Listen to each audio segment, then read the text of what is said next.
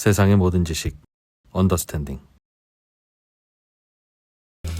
자, 언더스탠딩 시작하겠습니다. 내일은 쉬는 날이고요. 그렇습니다. 뭐 그렇습니다입니까? 쉬는 날입니까? 호국선열의 영령들에게 감사를 드리는 날이지. 그럼 마음속으로만 하면 되지. 네, 그런 날이라서 네, 그렇습니다. 오늘은 여러분께 또 뭘 도움을 드릴까 하다가 네, 장군님을 모셨습니다. 네, 시장의 인사이트를 보여주는 장군님을 모셨는데 원래 네. 이사님이었는데 오늘 대표로 돌아오셨네.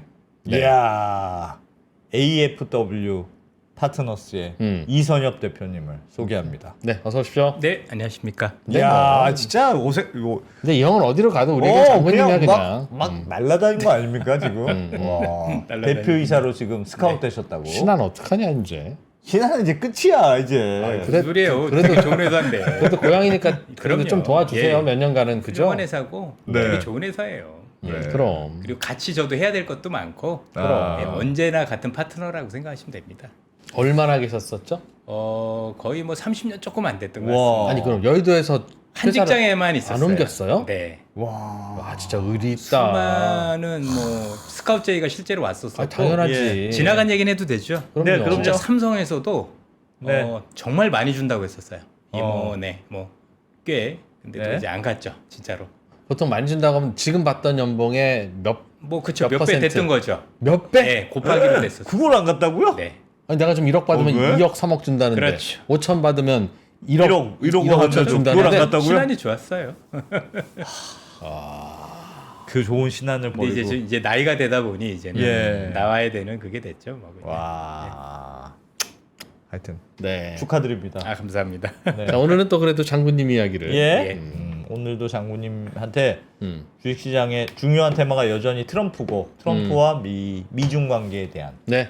어떻게 볼 것이냐. 투자의 시계는 예, 어떻게 돌아갈 맞습니다. 건지 제가 이제 여러 차례 아마 트럼프 특집을 한 서너 번 정도 했었던 것 같습니다. 예. 그래서 뭐 처음에 이제 트럼프 얘기를 했었었고 두 번 트럼프가 이런 사람이다라고 얘기를 했었었고 두 번째는 트럼프가 약점이 생겼다라고 말씀을 드렸었고 맞아요. 예. 세 번째는 트럼프가 오판이다라는 말씀을 드렸었고 예. 여러 가지 얘기를 했는데 아마도 제가 이제 댓글들을 보니 대부분의 분들이 지금 어떤 생각을 많이 가지고 계시냐면 트럼프가 어떤 사람인데 설마 실수를 했겠어.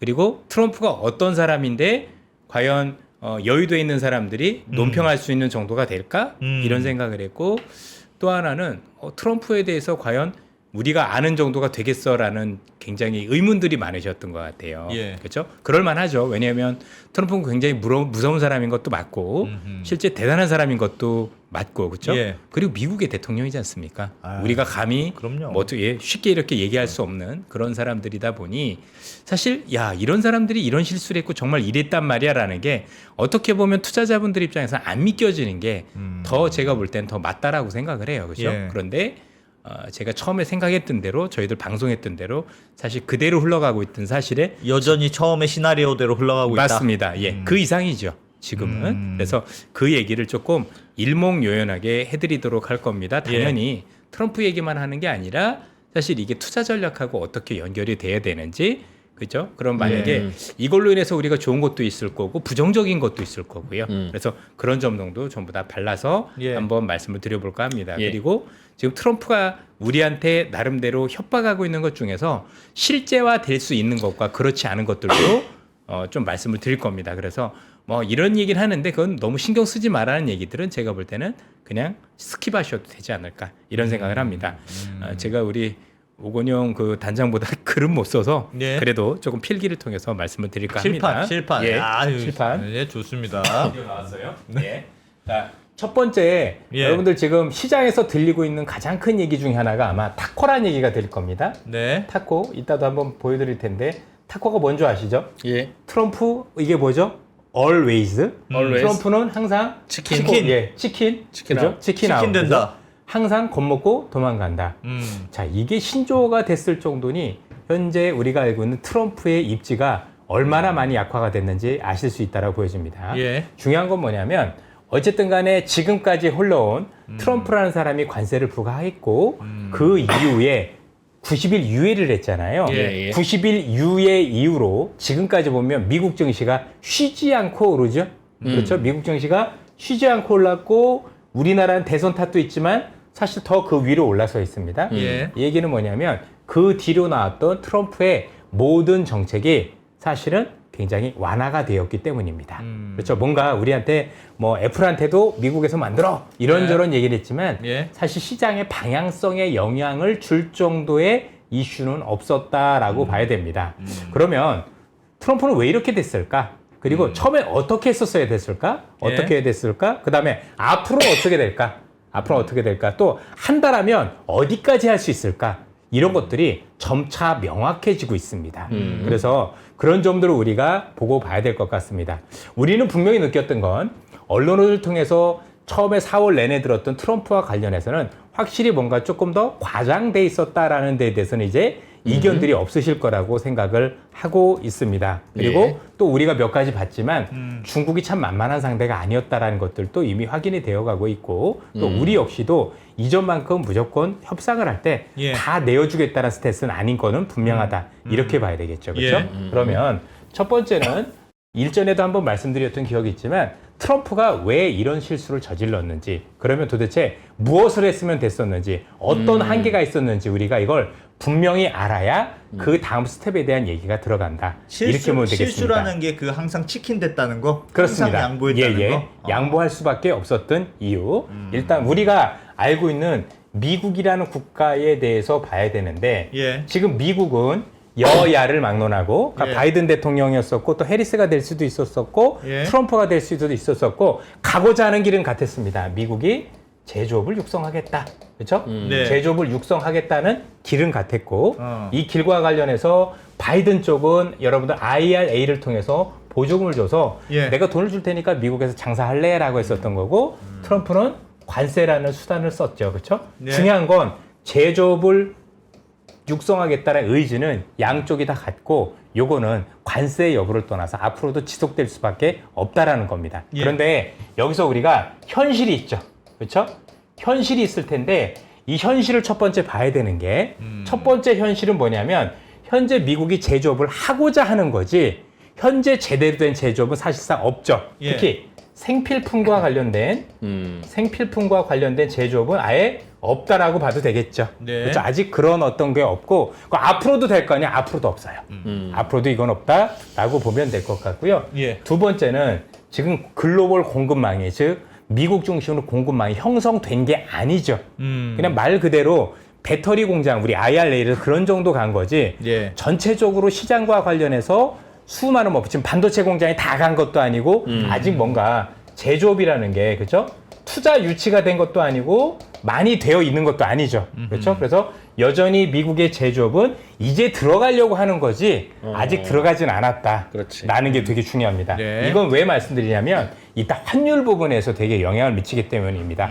하나 먼저 꺼내 볼게요. 자, 지금 현재 미국은 제조업을 가지려고 하는 거죠. 물론 자동차라도 몇 개 있긴 하지만 예. 전체적으로 우리가 생각하는 대부분의 제조업은 없습니다. 그렇죠? 그러면 최근에 여러분들 시장에서 얘기하는 그때도 스티브 마이런 미란 보고서 제가 좀 설명을 드렸지만 미국은 아직까지는 이런 대부분의 생필품을 수입해야 되는 입장인가요? 수출해야 되는 입장인가요? 수입해야 되는 입장이죠. 그렇죠? 예. 예. 그러면 지금은요. 어떤 경우에서든지 미국은 강달러가 유리합니다.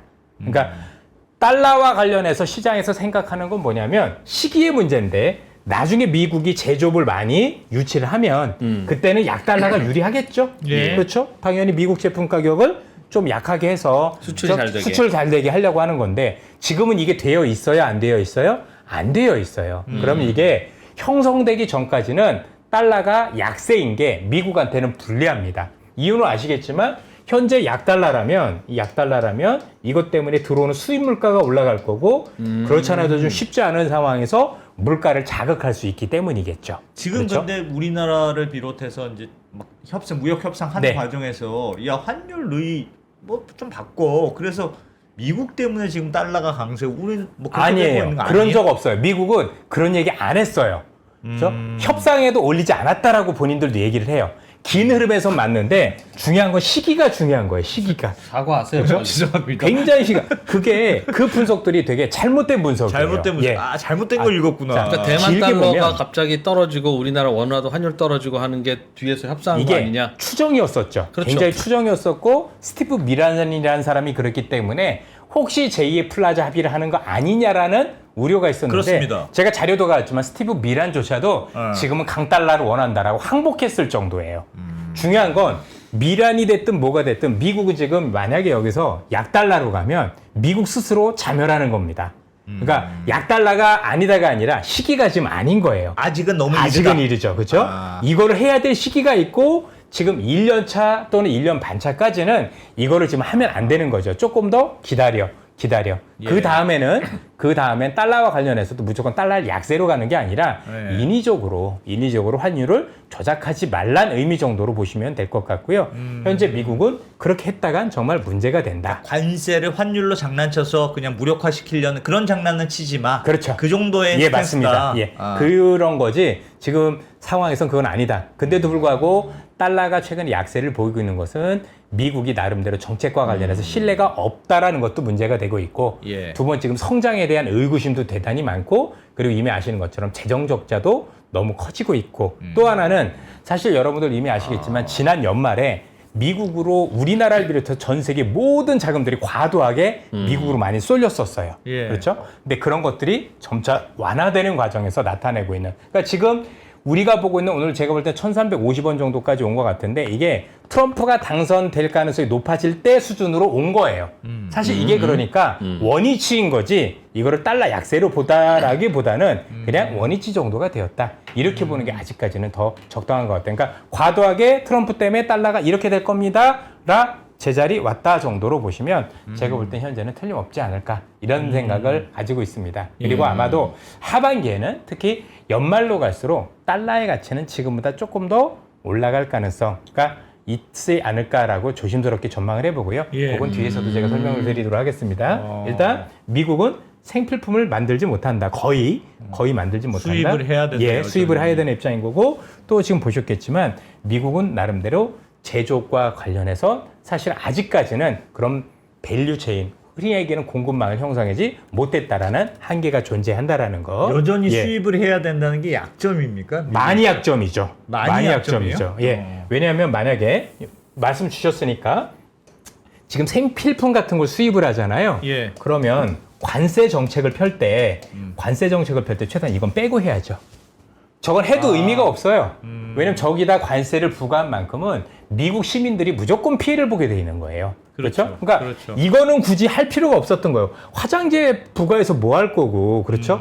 우리가 이쑤시개 부과해서 뭐 할 거고, 의미가 없는 짓을 한 거예요. 그렇죠? 예. 그리고 이거는요, 이미 미국에서 그렇게 하자라고 했었어요. 스콧 베센트 재무장관이 이런 건 빼고 하시죠라고 했는데 트럼프가 무리하게 부과를 했었던 거예요. 그랬더니 자기들이 죽게 생긴 거죠. 야, 우리 만드는 것도 없는데 부과하면 어떡해? 모두 부과하면 어떡해? 그래서 처음에 얘기했대 품목별로 나누자. 그렇죠? 우리가 생각하는 이런 것들은 부과하고 우리한테 직접적 피해 앞으로도 안 될 거 이런 거는 못하게 하자. 이런 얘기를 하는 거예요. 그렇죠? 그래서 이런 얘기가 있고요. 또 중요한 건 뭐냐면 미국의 정책을 조금 볼게요. 미국의 정책 중에서 이미 아시는 것처럼 예. 미국은 불법 이민 차단이 있죠? 불법 있죠. 이민을 차단하겠다라는 게 있잖아요. 예. 이게 되게 웃긴 정책이에요. 왜냐하면 불법 이민을 차단하고자 하는데 지금 미국은 어떤 걸 하고 있냐면 미국의 제조업을 대거 육성하겠다라고 얘기를 하죠. 예. 이 두 가지가 상반된 정책이에요.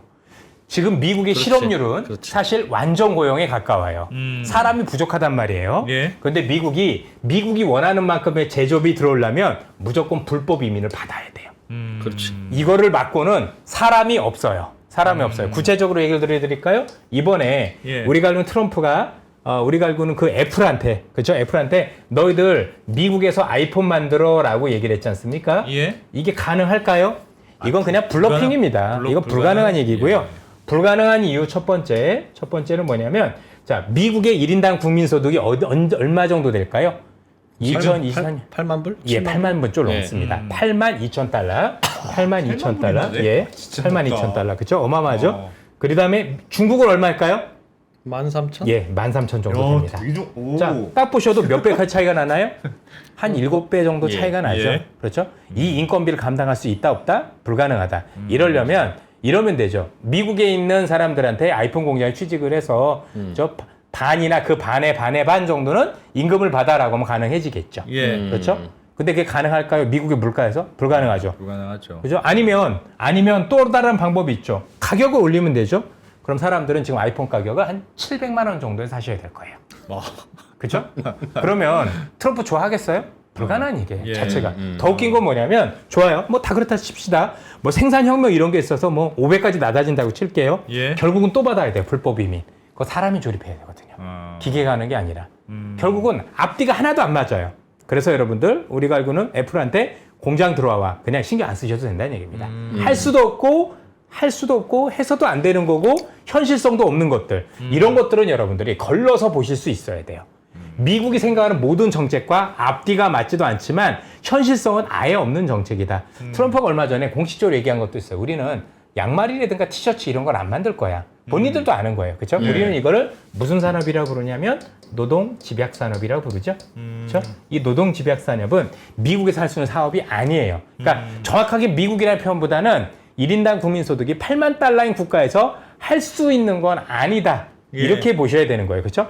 그 국민 소득이 맞는 일자리가 필요한 거지. 인용 눈 붙이는 건 미국에서 할 수 있는 게 아니에요. 할 예. 수도 없고 예. 해서도 안 되고 그렇죠? 절대로 불가능한 거다라고 보시면 되고 이걸 하라고 하니까 그냥 애플도 별로 반응을 안 하는 거예요. 그렇죠? 그래서 이런 것들은 우리가 갈려서 좀 볼 필요가 있지 않을까라는 생각을 기본적으로 갖습니다. 그럼 애플 주가는 조금 괜히 눌려 있는 건가요? 그렇다라고 생각해 봐야 되겠죠. 그렇죠? 예. 그럼 이제 뭐 트럼프가 굉장히 목리를 부려서 야 그러면 너 애플 그러지 마 그러면 중국 입장에서는 좋죠.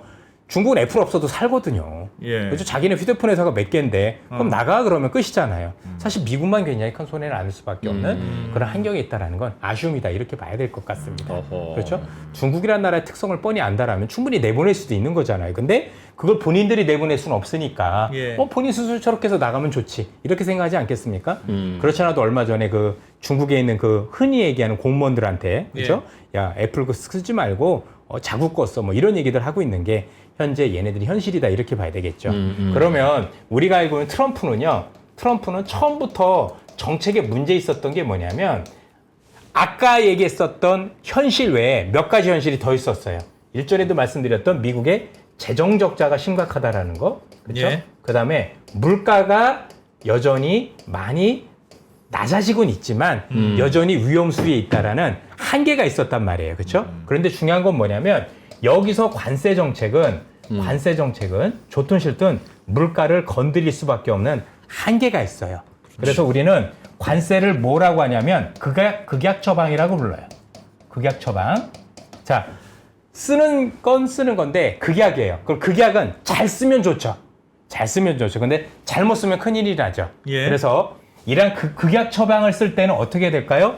조심스럽게 정말 잘 들을 수 있도록 쓰면 아주 효율적일 수 있죠. 그래서 미국에 있는 수많은 석학들은 또는 트럼프의 좌장들은 이런 것들에 대해서 극약 처방을 잘 쓸 수 있도록 트럼프한테 이미 아시는 것처럼 여러 가지 조치를 취해줬어요. 그죠? 저번에 한 번에도 강조했었던 첫 번째 강조는 뭐냐면 어떠한 경우에서도 그죠? 점진적인 관세 인상을 할 것.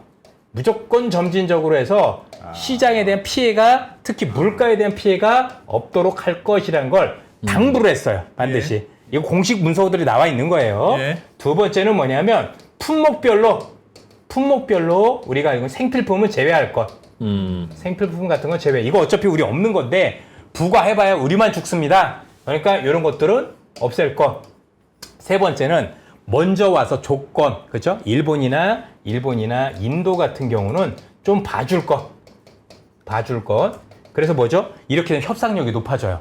와, 일본은 와가지고 나한테 뭘 미리 줬대. 그런데 얘는 관세가 없어. 그럼 어떻게 돼요? 이렇게 하니까 없구나. 그럼 우리 입장에선 불안하죠. 예. 한국은 지금 자동차 수출해야 되는데 관세를 부과받고 일본 없다라고 하면 우리 입장에서는 훨씬 더 불안해지니까 더 할 거 아니에요. 이게 더 효과적인 건데 이번에 일본하고 인도에 한국하고 같은 관세, 정확히는 1%포인트 낮게 부과를 해버렸어요. 그렇죠? 이게 그러니까 실수 중에 하나죠. 그리고 네 번째는 그러니까 점진적이고 품목별로 이렇게 있었는데 또 하나는 상호관세와 보편관세는 절대 같이 하지 말 것. 우리로 얘기하면 예를 들어 철강, 자동차 부과했어요. 이거는 조만간 뭐 한국이 예를 들어서 철강 공장 짓겠습니다. 자동차 공장 짓겠습니다 하면 그 약속을 전제로 철회를 해주는 겁니다. 다만 조건이 붙겠죠. 근데 그 약속을 안 지키면 다시 부과할 수 있다라는 조건을 붙이고 예. 이런 조건을 통해서 미국이 많이 받아낸 다음에 이게 없는 다음에 보편관세라는 걸 부과하자라고 얘기를 했었어요. 그리고 이 보편관세도 2.5% 이상은 안 됩니다. 오히려 2.5부터 해서 천천히 왜냐하면 이거는 세수 확보용이었기 때문인 거죠. 중요한 건 뭐냐면 트럼프가 부과하는 모든 관세 중에서 보편관세 일부만 제하고는 100% 우리가 알고는 협상용이에요. 다 없어지는 용이에요.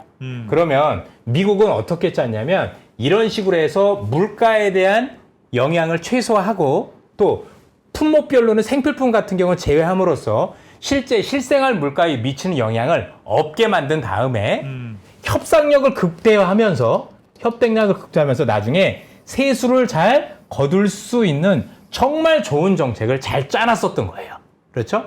관세가 극약이긴 하지만 나름대로 그래도 이게 역할을 해줄 수 있는 여러 가지 플랜들을 잘 짰던 게 우리가 알고 있었던 트럼프 행정부의 기본 개혁이었다라고 보셔도 될 것 같아요. 원래는 저렇게 하려고 했는데 그럼요. 저렇게 안 하고 있다? 안 하고 있는 게 아니라 그냥 이거 다 무시하고 한 번에 모든 품목, 그렇죠? 생필품 다 포함, 네. 모든 국가, 그렇죠? 네.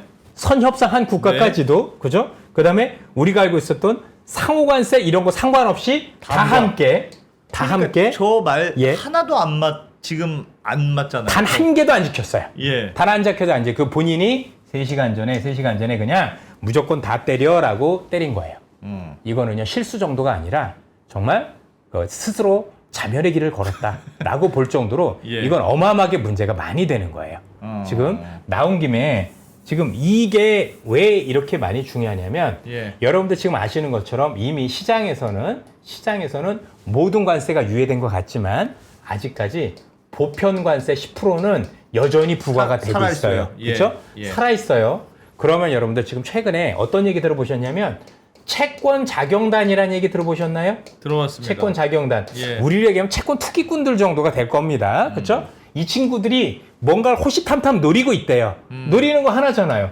금리가 올라가는 거. 네. 그렇죠? 금리가 올라가는 걸 노리고 있다는 얘기잖아요. 그러니까 뭔가 한번 될 거잖아요. 그럼 앞으로 우리가 상반기 안에 지나갈 때 뭔가 조정의 빌미가 한번 된다라면 이거일 가능성이 높다라고 보는 거잖아요. 그렇죠? 그러면 머리를 짜매 보면 야, 앞으로 시장을 놓고 보면 조정의 빌미가 있긴 있을 건데 뭐가 도대체 조정의 빌미가 될 거야? 많이 올라서 뭐 지금도 많이 올랐는데 뭐 그건 아닐 거고. 그렇죠?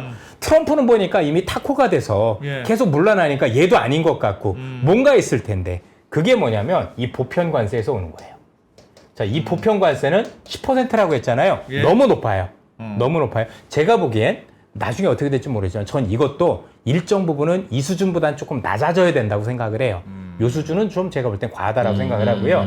이 보편관세 10%가 영향을 미치는 시기가 되게 중요해요. 일단 여러분도 아시는 것처럼 4월 2일에 관세가 부과된다라고 했으니 그렇죠? 각국은 또는 미국은 4월 2일 관세 부과에 대비해서 선주문을 통해서 이미 물건을 많이 확보해놨죠. 예. 그래서 4월하고 5월 초까지는 사실은 이런 관세에도 불구하고 물가가 명향이 없었어요. 예. 그래서 최근에 뭐 CPI 나오고 PCE 나오는 게 되게 안정적이었던 이유는 관세에 대한 영향이 본격화되지 않았기 때문이에요. 네. 내가 먼저 미리 사놓은 물건을 소비하는 바람에 사실은 관세에 대한 피해가 없었다. 근데 그 물건이 이미 떨어졌어요. 떨어져서 지금부터는 사람들이 이 10% 보편 관세 또는 중국에 부과된 34% 관세에 따른 영향을 본격적으로 받기 시작을 했어요. 예. 그럼 우리는 산술적으로 뭘 볼 수 있냐면 아주 빠르면 6월에 나오는 CPI 이게 5월 거죠.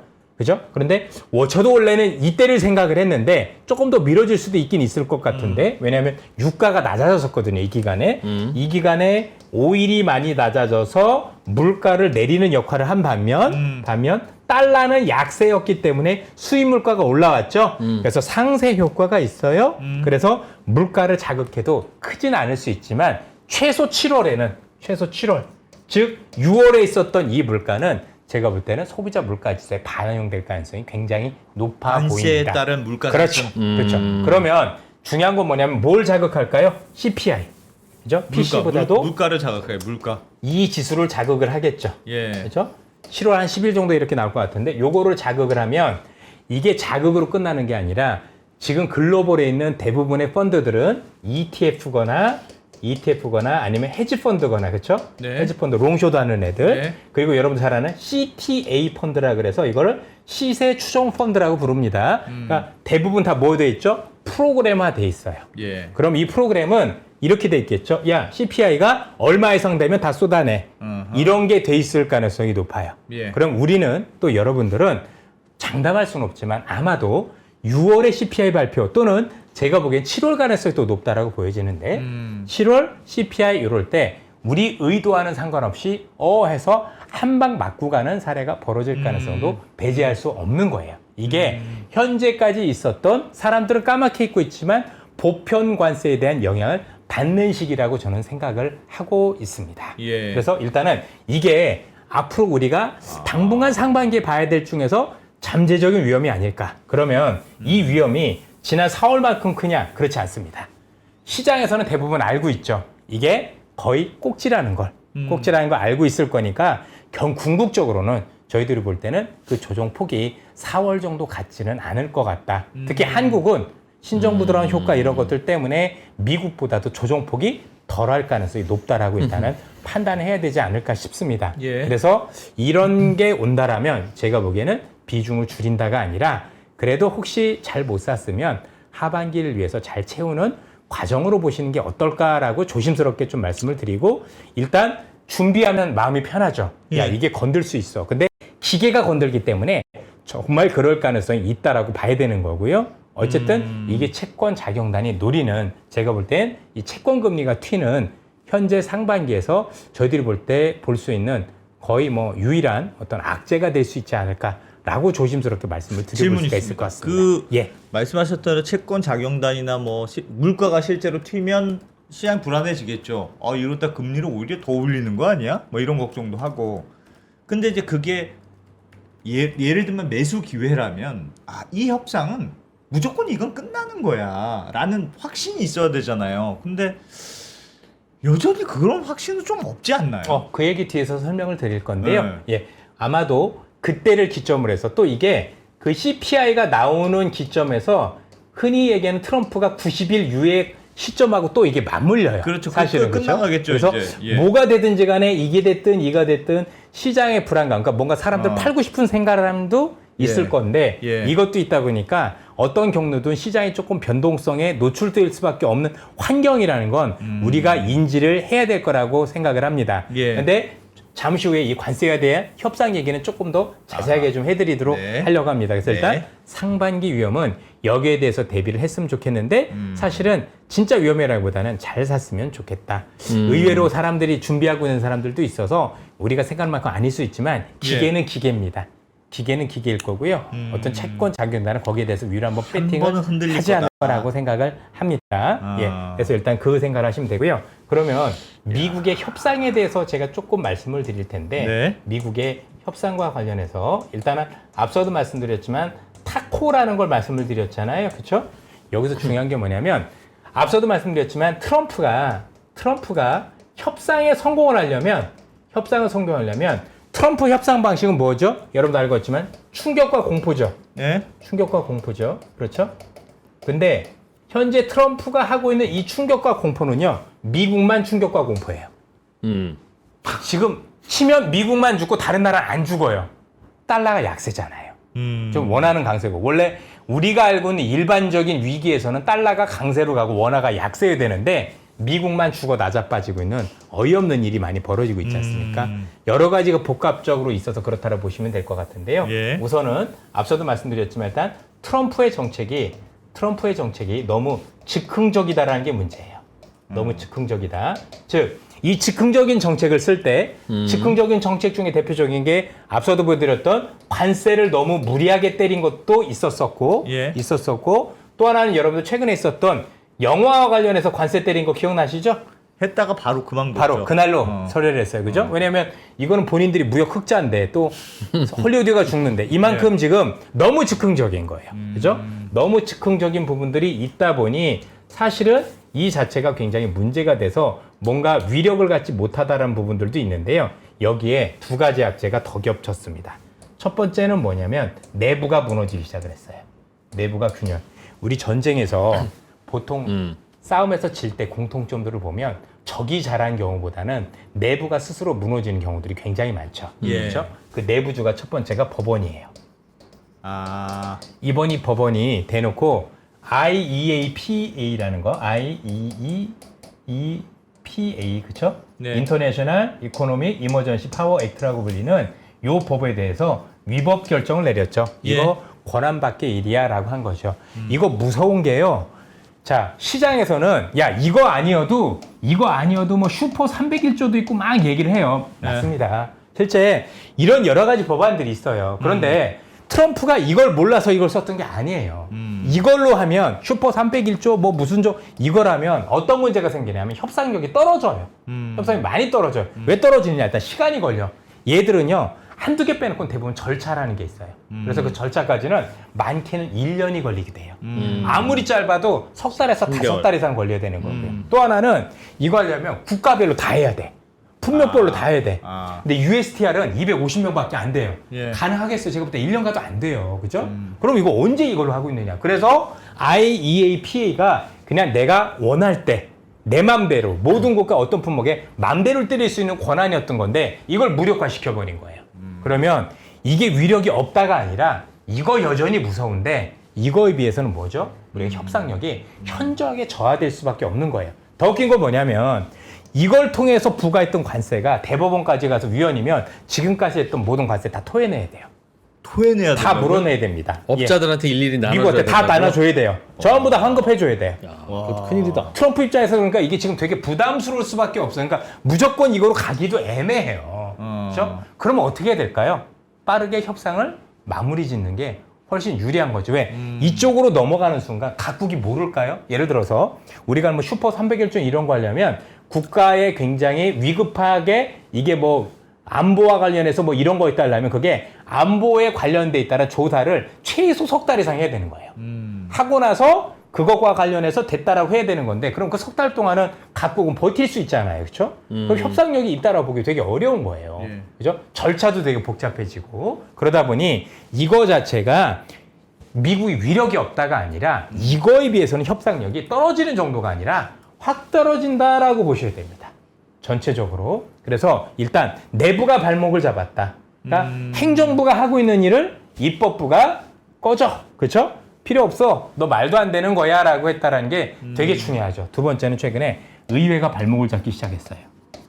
자, 이 원래 관세는 세금은 세입과 세출은 누구의 권한이죠? 의회의 권한이에요. 그죠? 근데 트럼프는 이걸 뺏었단 말이에요. 근데 예. 최근에 의회와 관련해서 최근에 상원이 여러분도 알고 계신 것처럼 세금 깎아주는 그죠? 요 법안을 지금 계류시키고 있잖아요. 그러니까 잘 통과시켜주지 않으려고 한 4분 정도가 예. 반대하고 있다는 얘기들이 많이 들리지 않습니까? 여러분도 이미 아시겠지만 의회에서 이 감세 법안과 관련해서 하원에서 통과될 때도요 무사하게 통과된 게 아니었어요.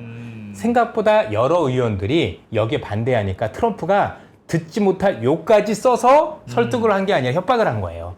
공식적으로 뉴스에도 많이 나와 있지 않습니까? 그죠? 예. 어떤 욕을 했는지까지. 그죠? 뭐 해서 뭐 나쁜 녀석도 뭐 어쩌고 하면서 억지로 통과시켰는데 상원에서 이게 계류가 돼. 왜? 재정적 적자가 너무 심각하다라고 보는 거죠. 나름대로. 그래서 중요한 건 뭐냐면 지금 트럼프의 대부분의 정책이 전부 다 손발이 다 묶였어요. 어디에서? 내부에서. 트럼프가 지금 힘을 내서 협상을 하려면 예. 최소한 뒤에서는 막 밀어줘야 돼요. 예. 그렇죠? 입법부가 막 밀어주고 법원이 막 밀어주고 미국 국민들이 좀 참아도 주고 내가 좀 힘들지만 미국의 재건을 위해서 제조법을 해서 내가 참을 수 있어라고 하는데 지금 미국 국민들도 안 참고 있고 입법부는 아예 제대로 태클 걸었고 그죠? 이건 태클 정도가 아니라 발목 부러뜨린 거죠. 그렇죠? 얘도 태클 걸고 있고 그러니 트럼프 협상력이 어떻게 돼요? 계속해서 동력이 약화될 수밖에 없는 상황에 온 거예요. 그렇죠? 그래서 일단은 첫 번째 좀 보셨겠지만 여러분들 우리가 알고 있는 미국 내부가 굉장히 발목을 잡고 있는 것 자체가 큰 문제가 되고 있다라는 거에 대해서 일단 첫 번째 고민이 있어야 돼요. 두 번째 고민이 더 재밌어요. 두 번째 고민은 뭐냐면 외부죠. 외부. 그죠? 외부? 예, 외부 애들인데 중국뿐만이 아니에요. 지금 외부는 중국도 있고 유럽의 국가들도 있고 호주도 있고 카나다도 있어요. 지금 여러분들 이번에 선거가 꽤 있었는데 폴란드 하나 빼고 대부분 반 트럼프가 당선이 됐어요. 반 트럼프가 당선이 됐다는 얘기는 반 트럼프가 당선된 국가들 호주나 영국이나 여러 국가들은 실제 영국 빼고 그죠? 호주라든가 아니면 캐나다. 였죠? 이런 국가들 같은 경우 루마니아도 마찬가지고 그럼 얘네들은 트럼프와 관련해서 협상을 제대로 할까요? 제대로 할 리가 없죠. 그죠? 그래서 뽑아줬는데 트럼프한테 항복했다? 말이 안 되잖아요. 그래서 생각보다 많은 유럽 국가들이 협상을 잘 안 해요. 네. 그리고 이건 상식적으로 아시면 좋은데요. 협상하기 제일 어려운 국가가 어디냐면 중국 같죠? 아니에요. 유럽이에요. 왜 유럽은 어려우냐면 유럽은 연합이잖아요. 예. 그래서 입이 수십 개예요. 그래서 본인들끼리도 단합이 안 돼요. 얘는 회의하다 끝나요. 그죠? 그러니까 야 너는 돼 나는 안 돼. 예를 들어서 유럽 내에서도 농업 중심의 국가들이 있죠. 이탈리아라든가 아니면 우리가 아는 프랑스라든가 여러 농업 중심의 국가들이 있고 또 공업 중심의 국가들이 또 따로 있죠. 그렇죠? 그래서 서로 입장이 되게 달라요. 그래서 뭉쳐지질 않아. 그래서 협상을 한다고 하는데 뭐 예를 들면 프랑스가 창성하면 독일이 반대한다는 이런 거라서 저기 누가 보더라도 트럼프가 뭐 이제 머리 터지는 거예요. 야, 니들 도대체 뭐야 도대체 뭐 어쩌자는 거야 라고 할 정도로 굉장히 사분 오열되어 있는 게 유럽연합이라고 보시면 될 것 같습니다. 예. 여러분들 이번에 전쟁에서도 그렇지만 옛날에 남유럽 사태 났을 때 기억나십니까? 피그스 사태 있었을 때도 네. 이거 지원할 때 유럽이 남유럽 국가 지원할 때 4분 오열돼 가지고 유럽 거덜날 뻔했어요. 이거 막은 게 마리오 드라기라고 22 총재가 막았는데 그게 유럽 연합을 무력화시킬 수 있는 무력화라는 게 아니라 유럽 연합을 대신할 수 있는 기구였던 거잖아요. 뭐냐면 이 EU는 독일의 입김이 제일 세요. 그렇죠? 뭐 지분 많이 가지고는 뭐 독일 30%, 영국 20% 독일이 반대하면 다 안 되는데 앞서 말씀드렸던 22는 독일이 그냥 딸랑 2표밖에 없어요. 그냥 과반수니까 독일이 2표 하더라도 나머지 애들이 하면은 할 수 있는 권한이 있기 때문에 그게 가능했던 거예요. 이것도 상식적으로 아시면 좋은데 일단 유럽이고 두 번째는 중국이죠. 그렇죠? 중국이 생각보다 강하게 나가고 있어요. 왜냐하면 어느 정도 강하게 나가고 있냐면 아는 거죠. 자, 중국이라고 지금 멀쩡하겠습니까? 여기도 지금 PMI 주소 안 나오고 여기도 멀쩡하지 않습니다. 아마 지금 팔다리 2개 정도는 없어졌을 거예요. 그렇죠? 그런데 더 버틸 힘이 있는 게 미국은 정치적으로 민주주의다 보니까 이 아저씨가 오래 간다고 해도 4년밖에 안 가잖아요. 그렇죠? 그 다음에 통제가 미국은 더 느슨할 수밖에 없지 않습니까? 근데 중국이 최근에 했던 거 볼게요. 첫 번째, 우리가 알고 있는 제네바 합의 기억나십니까? 예. 제네바 합의 하고 나서 중국이 이걸 지켰나요? 안 지켰나요? 안 지켰죠? 예. 히토류 안 줬죠? 그죠? 히토류 안 줬더니 히토류를 안 줬더니 지금 어느 정도인지 아시죠? 여러분들 이 히토류 중에 일부는요. 중국이 99.9% 점유율을 가진 것도 있어요. 그리고 미국에서 이 히토류를 대신하려면 찾는 데까지 얼마 걸린다고요? 이것저것 해서 10년이요. 10년? 예, 10년 정도는 되어야 이거 대체 생산이 가능하다라고 현재 시장에서 분석이 나오고 있습니다. 쉽게 얘기하면 지금 이 중국이 히토류 다 끊으면 전 세계 자동차 생산이 다 중단되죠. 이미 포드 중단 얘기 나왔죠. 예. 일본도 중단되기 시작을 했어요. 그래서 각국의 그 자석류 이런 것들 때문인 건데 일본 히토류는 아직은 중국이 전부 다 거의 100% 다 장악하고 있단 말이에요. 다 끊어버렸어요. 그죠? 안 주는 거죠.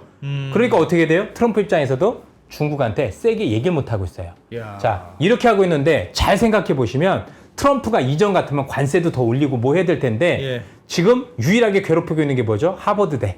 그죠? 유학생 받지마지 이게 무역하고는 조금 더 좀 거리가 있잖아요. 그죠? 예. 실제 무역 쪽에서는 많이 건드는 모습을 못 보이고 있단 말이에요. 하고 싶은데 안 해요. 안 하고 오히려 오늘 지금 밤에 지금도 늦어서 나오기 시작했지만 전화할 거다. 예. 협상할 거다라고 해서 뭔가 이전과는 다르게 중국에 대해서 너 이제 다 죽었어. 이제 죽어볼래? 뭐 이럴래? 이게 아니라 그렇죠? 야 전화할까? 뭐 지금 이러고 앉았다고요. 그렇죠? 뭔가 이전과는 다른 모습들이 굉장히 많이 보여요. 특히 오늘 대놓고 중국이 앞으로 보잉 거 안 사고 유로버스 500대 살 거야. 이제 니네 끝났어라고 얘기를 하고 있는 거잖아요. 그렇죠? 그러면 시간이 지나 보세요. 미국이 남는 게 뭐가 있을까요? 나중에 협상을 했다 쳐요. 예. 그죠? 그럼 비행기도 이제는 원래 보잉이 다 가져갈 수 있는 거 500대 이상 날려버린 거죠?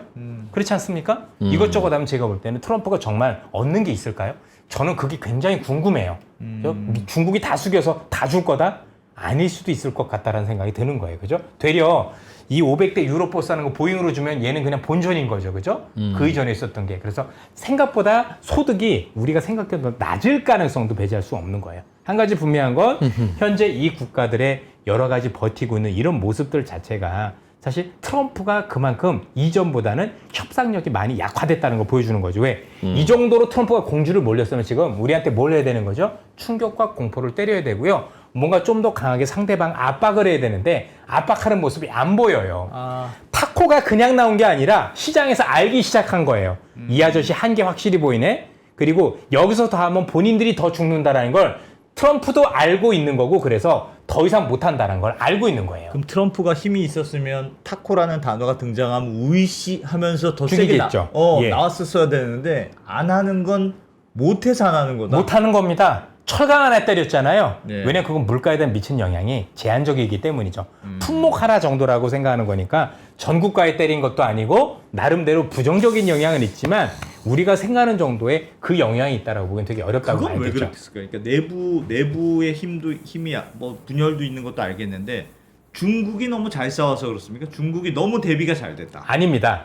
제가 보기엔 중국이 대비가 잘 됐다가 아니라 트럼프 스스로 자충수에 빠진 게 문제입니다. 트럼프가 너무 어설프게 했다. 그렇습니다. 나름대로 아무리 중국이라고 하더라도 예. 미국과 싸워서 이기는 게 쉽지가 않습니다. 네. 그렇죠? 미국은 굉장히 강력한 힘을 가지고 있기 때문에 나름대로 제가 볼 땐 계획만 잘 짰다라면 그죠? 중국이 버티는 힘이 있다고 하더라도 굉장히 궁지로 많이 몰아넣을 수 있었을 거예요. 그런데 스스로 계속 허점을 보이는 거죠. 중국은 어쨌든 준비를 많이 했는데 중국도 당황했을 거예요. 왜 이렇게 허점을 보이지 싶을 정도로. 아니 이거 해도 너무하잖아. 그래서 처음에 의심했을 정도로 아니 저거 혹시 뭔가- 다른 게 있는 게 아니야? 그렇죠. 근데 나중에 보니까 이게 진짜인 거예요. 그럼 그렇죠? 방금 말씀하셨던 그 상황은 왜 벌어졌어요? 그러니까 기본적으로 트럼프가 그냥 멍청하고 주변 인물들이 황당들해서 일 수도 있는데 그럴 일은 없지 않았을까? 주변에 있는 분들은 굉장히 똑똑한 분들이죠. 그렇죠? 예. 문제는요, 여러분들 내각이라는 게 중요한 게 누가 들어왔느냐는 중요하지 않아요. 그렇죠?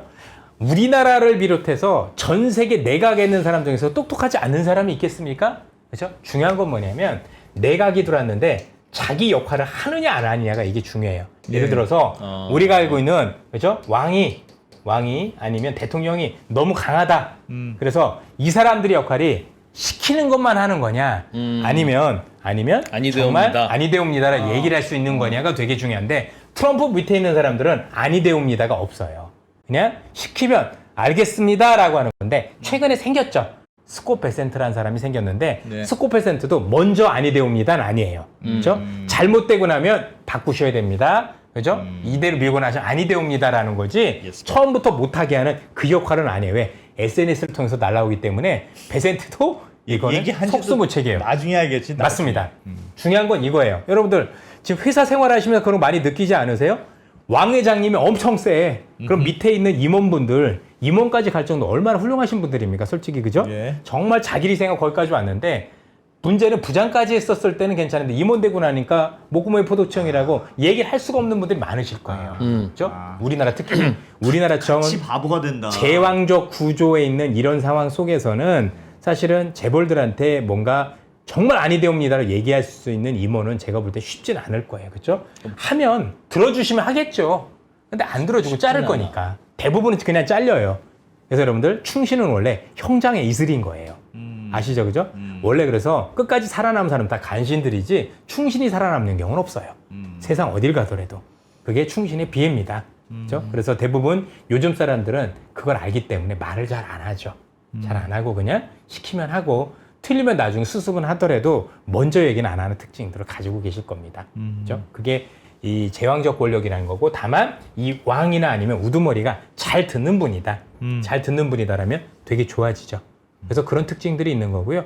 우리나라도 사실 굉장히 뭔가 시장이 좋았었을 때 이런 것들을 보면 사실 위에 분이 잘 듣는 분들이랑 공통점이 있어요. 그렇죠? 그래서 내각이 얘기하는 것들을 잘 듣고 혹시 잘못된 게 없는지 이런 것들 하는 분들이 되게 뭐했었지 내가 딱 할래 이거는 대부분 실패의 경우로 돌아갔다. 근데 미국은 지금 그런 상황에 놓여 있다라고 보셔도 될 것 같죠. 그럼 트럼프는 잘못 생각한 거예요? 잘못 생각했죠. 방향은 좋았어요.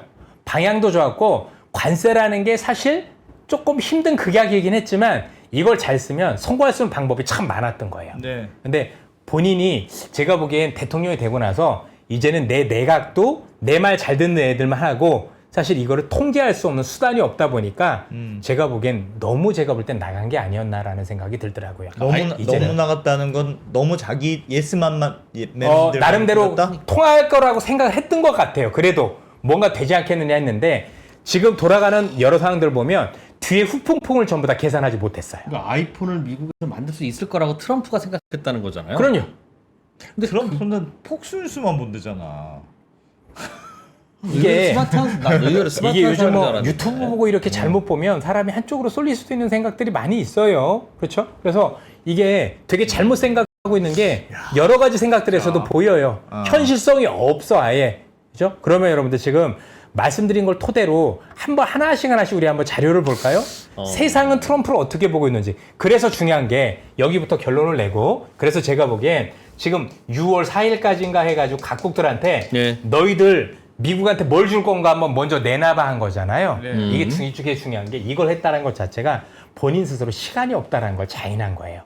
협상력이 많이 떨어졌기 때문에 뭔가 지금 상황에서 나름대로 해보겠다.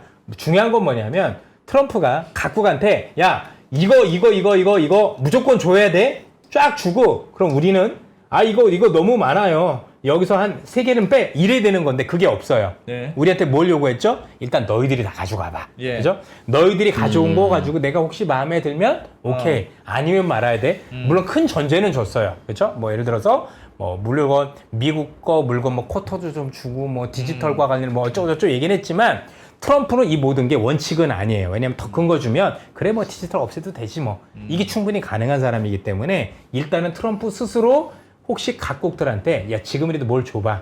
내가 그 정도 받고 할 수 있는지 보겠다라고 얘기를 하는 거예요. 예. 어차피 트럼프는요. 이 정도 받아도 대단한 게 맞긴 맞는 거예요.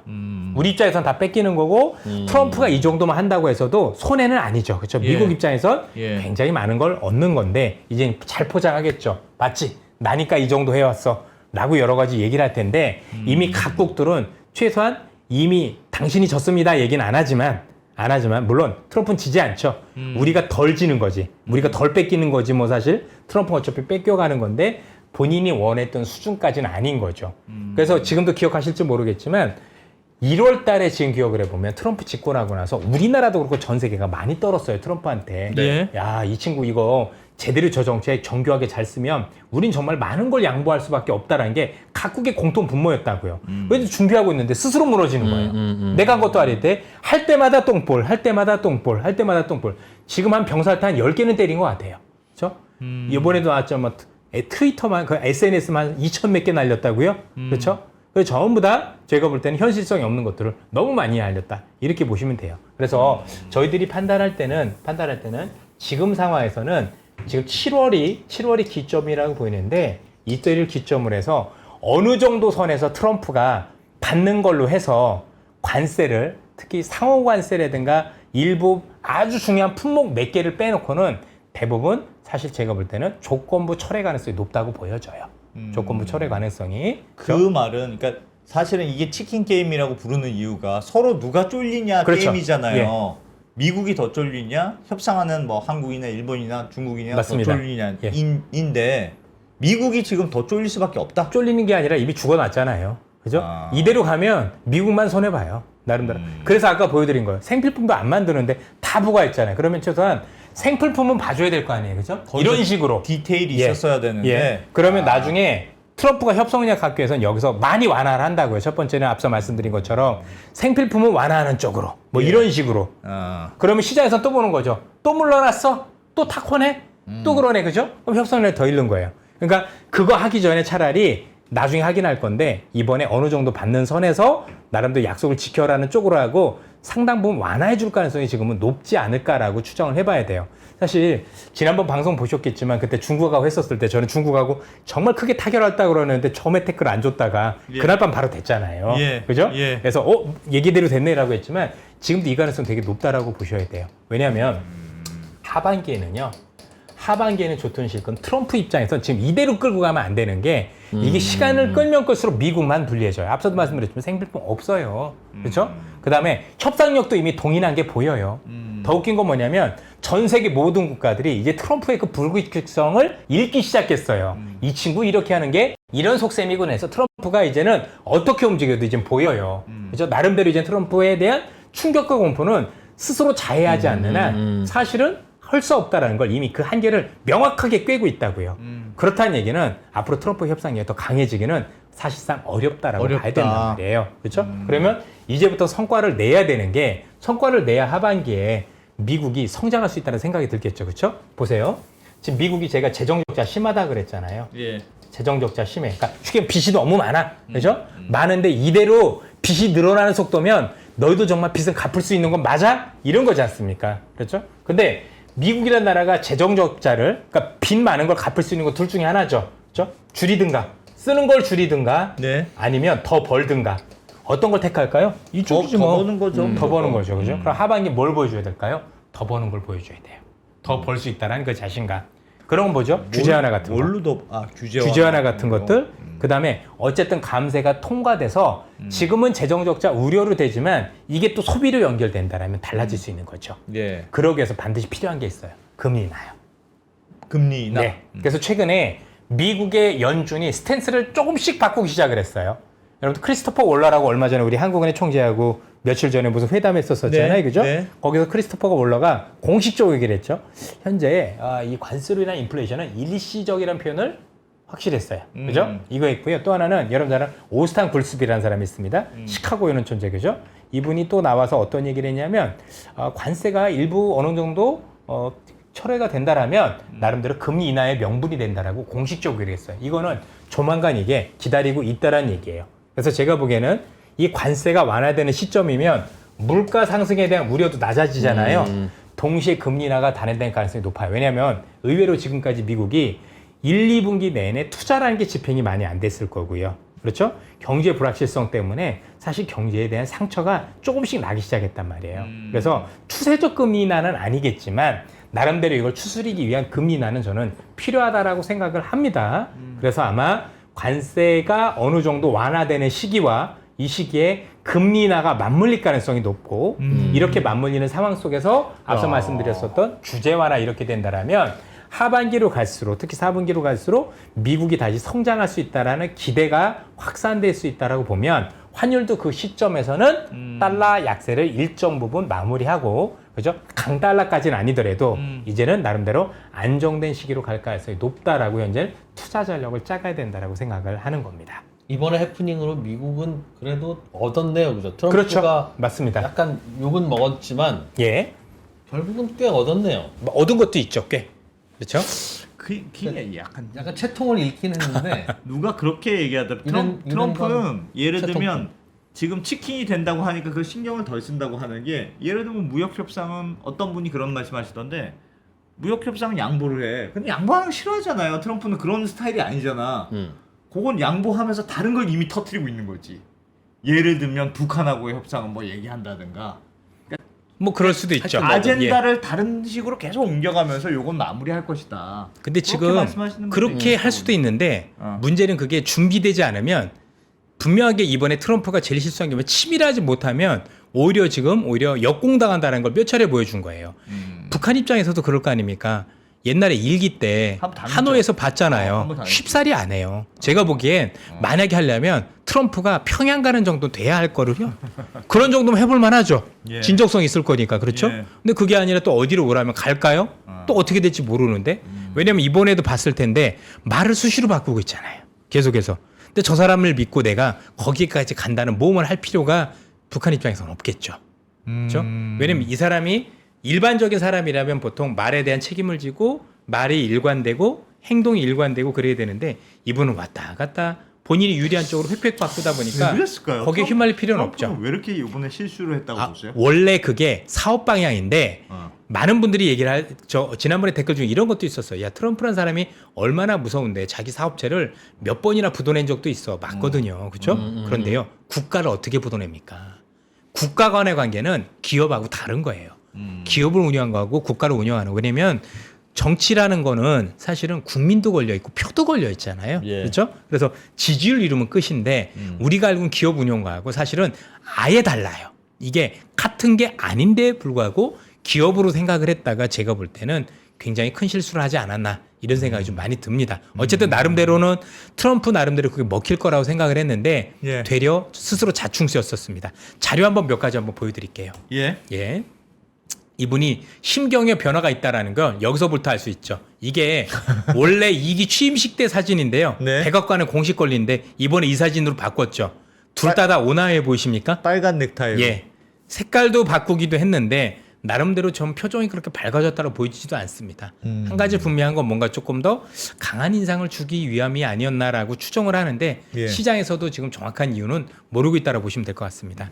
요거 한번 보실래요? 이번에 여러분들 이 IEAPA 이게 의회를 무력화시키는 거였다가 사실은 여러분들 이번에 법원에서 제동을 걸렸잖아요. 그래서 플랜 B가 있다라고 하지만 이 플랜 B는 너무 절차가 복잡을 해서 사실 IEAPA보다는 협상력이 떨어지는 단점이 있다. 그러나 여전히 협상력은 있다. 없는 건 아닌데 이 점만은 못하다라는 게 되게 중요하고 예. 더 문제는 이 IEAPA가 대법원에서 그렇죠? 우리가 알고 불법으로 판결날 경우 지금까지 거뒀던 모든 우리가 하는 관세는 다 토해내야 된다라는 거 일단은 그걸 꼭 기억해 주시면 좋고 당연히 이거를 대법원까지 가면 지금 트럼프가 질 가능성이 더 높거든요. 근데 대법원 판결이 나오려면 시간이 꽤 걸릴 거 아니에요. 많이 걸리죠. 네. 많이 걸리죠.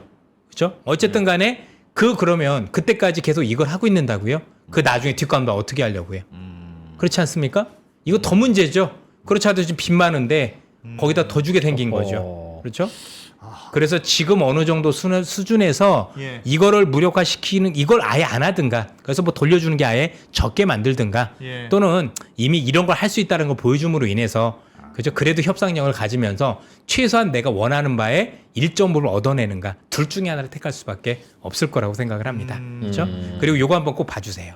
자, 미국이 품목별 관세했던 거 보이시죠? 예. 이걸 왜 중요시하게 하겠냐면 미국이 하고자 하는 제조업은 이게 다예요.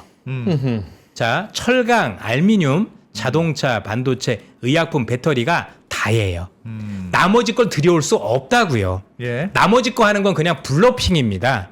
그렇죠? 이것만 하고자 하는 거고 나머지 것들은 여러분들 알고 계시는 주변 국가에서 하든가 아니면 좀 중국에서 나오는 정도를 원하지만 뭐 양말을 만든다든가 티셔츠를 만든다든가 이런 거는 지금 당장 못한다라는 거 트럼프도 알아요. 그래서 이거 이외의 관세는 제가 볼 땐 그냥 블러핑이다. 오래 안 간다. 그렇게 판단해 보셔도 된다. 이렇게 말씀드립니다. 그리고 이거는 저희들이 얘기한 게 아니라 트럼프가 원하는 제조업은 이겁니다라고 원래부터 못을 박았던 겁니다. 나머지 것들은 현실성이 없다라는 걸 예. 트럼프도 너무나도 잘 알고 있다. 그래서 여러분들 너무 앞서 나가진 않았으면 좋겠다라고 말씀을 드리고요. 그리고 요거 한번 보시면 좋을 것 같습니다. 이게 타코였죠. 그렇죠? 예. 이 타코란 단어가 나온 게 트럼프의 관세 번복을 보면 너무나도 잦은 번복이 있죠. 그렇죠? 이미 아시겠지만 유럽한테도 그랬잖아요. 6월 1일 날 너 50% 어때요? 바로 또 미루고 그죠? 아니 뭘 뺐으면 뭘 해야지. 준 것도 없는데 받은 것도 없는데 하면 어떻게 해요? 그러니까 타코란 얘기가 나올 수밖에 없는 거예요. 그렇죠? 뭔가 지금 이게 예. 반복되는 것들은 최근에 이제 예를 들면 트럼프의 발언이 약발이 약해진 건 확실히 느껴져요. 그럼요. 예를 들면 유럽 저것도 뭐 예. 저러다가 그냥 말겠지 했는데 실제로 말고 막 그랬잖아요. 예. 그러니까 사람들이 저 타코란 말이 나오면서 아 트럼프 결국 또 양보할 거야. 이미 약발이 약해지고 있는데 제가 걱정하는 건 뭐냐면 트럼프는 겁쟁이가 되는 거 되게 싫어하는 스타일인 것 같아요. 그러면 네. 어이 인간들이 나를 자꾸 지금 치킨이라고 그러는 거야? 더 무리하면 어떻게 하나? 그래서 아까 말씀 주신 거에 일정 부분 저는 답이 있는 게 그래서 무역 아닌 쪽에서 태클을 걸고 있는 거잖아요. 아, 그게 그래서. 하버드인 거잖아요. 아, 그래서. 그렇죠? 예. 그래서 재밌는 게 무역 아닌 쪽이에요, 전부 다. 화풀이를 거기다 예, 한다. 화풀이 그쪽에다 많이 하죠. 물론 아. 그것도 하려고 했었던 거지만 예. 무역과 관련해서 이제 화풀이 하는 게 거의 없어요.